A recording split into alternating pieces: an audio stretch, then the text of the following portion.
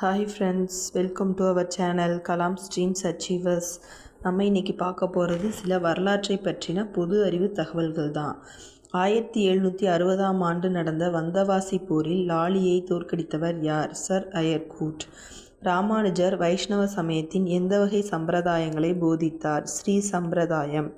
ஆக்ராவில் உள்ள தயால் பாக்கை இடமாக கொண்டு 1851 ராதாசாமி சத் சங்கத்தை தொடங்கியவர் யார்? சிவதயாள் கத்ரி. மெரினா கடற்கரையில் பிபின் சந்திரபால் எந்த ஆண்டில் மிகப்பெரிய கூட்டம் ஒன்றில் உரையாற்றினார்? 1907. கீழ்காண்பவைகளுள் இந்தியாவின் முதல் பிராந்திய செய்தித்தாள் எது? சம்பத் கௌமுதி.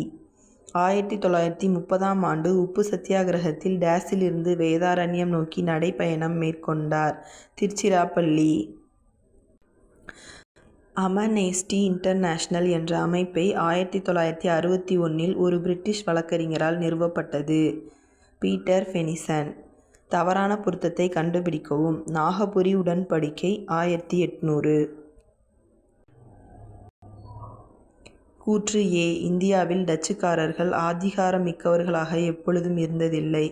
காரணம் ஆர். கிழக்கு நாடுகளில் இருந்த டச்சுக்காரர்களின் இராணுவம் பலவீனமாக இருந்தது. ஏ மற்றும் ஆர் இரண்டும் சரி, மேலும் ஆர் என்பது ஏவிற்கான சரியான விளக்கம். இந்தியாவிலிருந்து பர்மா எப்பொழுது பிரிக்கப்பட்டது? ஏப்ரல் 1937.